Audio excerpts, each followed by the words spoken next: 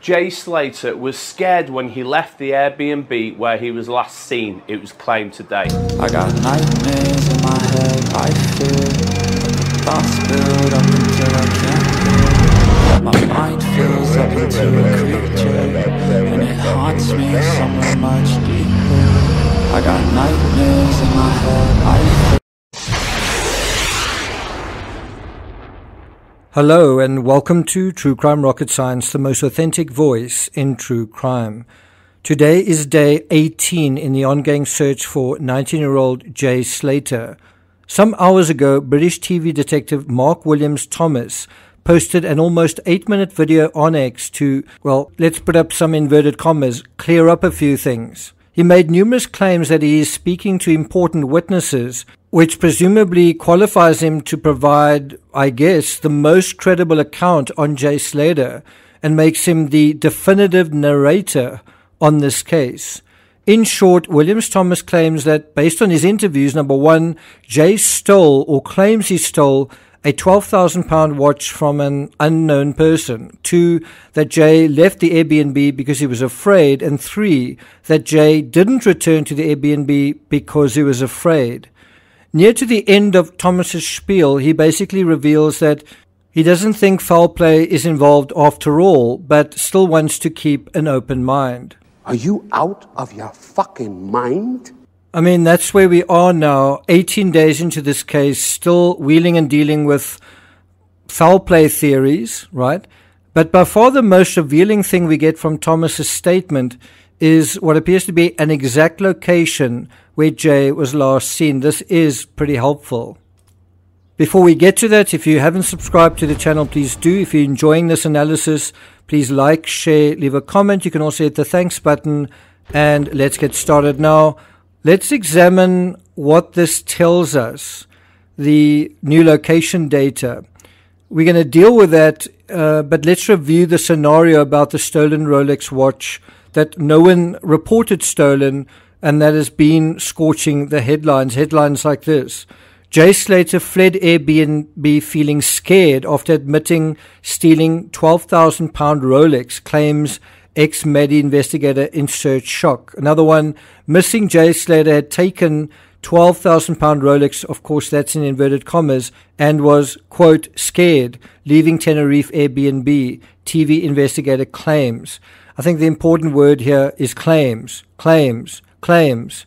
Now, unlike all the articles I've read, I'm not going to lead you by the hand through everything for 3 minutes, 5 minutes, 8 minutes, and then at the very end say, oh, sorry, it actually doesn't look like it takes us anywhere. I'm telling you that at the beginning. I told you that at the beginning of my analysis, all these videos I've been doing, and I'm repeating that now. The whole brawl Rolex watch thief on the run from gangsters is not only far-fetched, there's virtually no concrete information to support it. I think the only information that there might be to support it was that there might have been a brawl of some kind. Now, according to this information, Jay apparently sent a third Snapchat on the way to Moscow. In other words, from inside the car with these two black men beside him. That's where he sent this third Snapchat, taking credit for stealing a Rolex. Now, I've known about this information for around about a week, but the problem is no one seems to have reported their very expensive watch missing. And further, we don't even know who the person is who had their watch stolen. It's kind of like these things said to Debbie Duncan, that we have your son and he owes a big debt. Well, it's not really an official ransom demand, is it? Is it? And so, according to the Sun, during the hour-long drive, the TV detective claims that Jay posted a Snapchat saying that he had taken a Rolex worth £12,000 from an unknown person.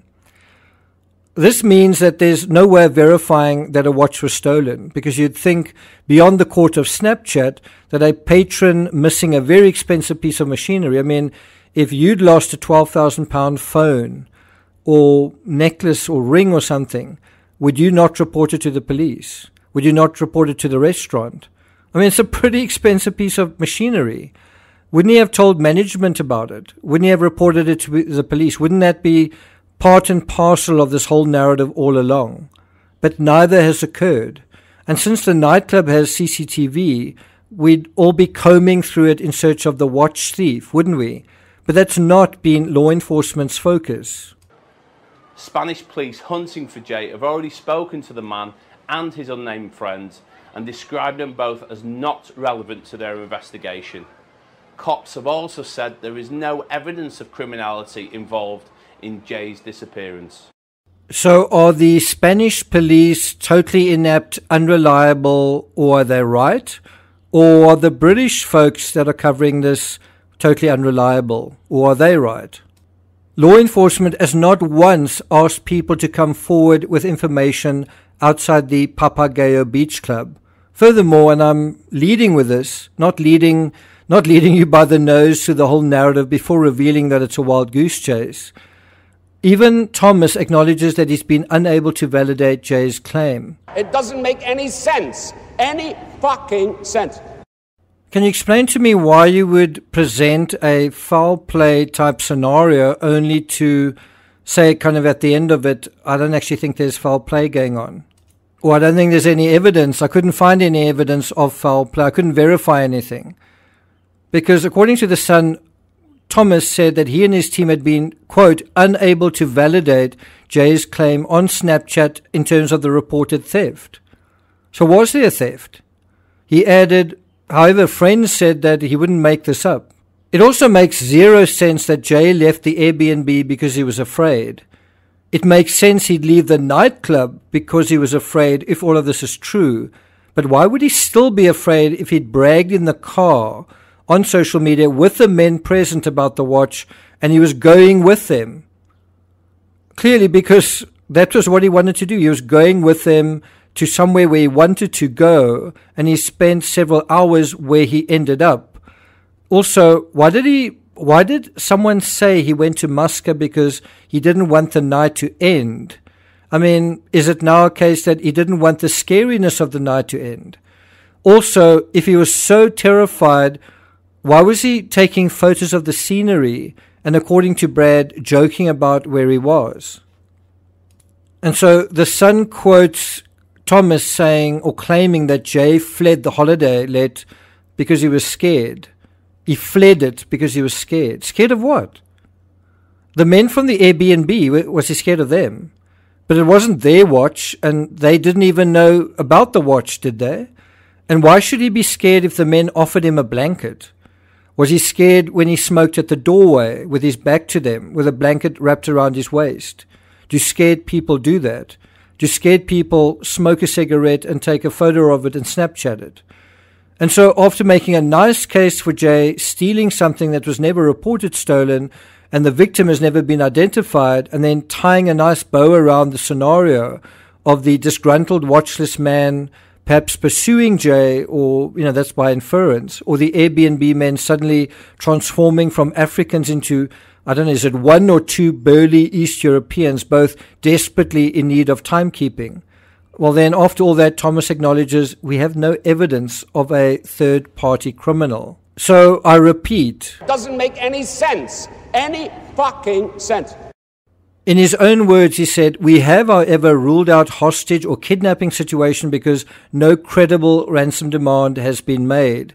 We've no evidence at this stage to say there was a third-party criminal involvement in Jay's disappearance. The Sun quotes him even further, saying that he still had a number of lines of inquiry to look into, so was still keeping an open mind. In other words, the exciting spiel I've just shared, and that some of you watched 1.5 million times, is irrelevant. Now, why would you do that? Why would you bring up an exciting spiel only to say, oh, actually, I don't think it's really relevant here. I don't think it's really points us to a third party or to foul play. Why would you do that? What is important is the location data, which shows that Jay persisted on his route away from Moscow, away from that viewpoint, and further, that he made his way some way downhill on the beginnings of a stony hiking path. Now, according to The Sun, Jay did send his location twice at both 8:49 and 8:50 a.m. to friends, showing him on a hiking trail. And that's one of the few things I think of some value that Thomas corroborates, where he says these Snapchats, he says he confirms are legitimate. Well, some of us knew that all along, but I suppose it is good to make sure. Now, we also know that at the time that he chatted to Brad, there was a change of tone when Jay realized he was lost. And I think at this point he was scared. So I think to say, was Jay scared? The answer is yes, he was. But he wasn't scared when he left the Airbnb. You know, when he left the Airbnb, he was sightseeing and he was enjoying the view.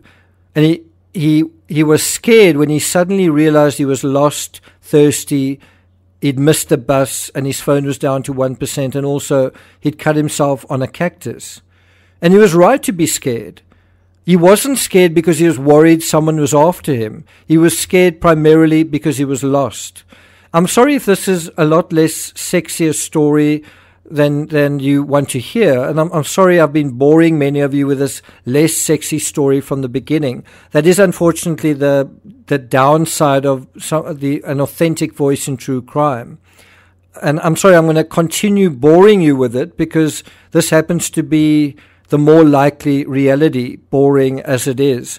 You will also notice that there are very few others that are pushing this likely narrative as unsexy as it is. Why do you think that is?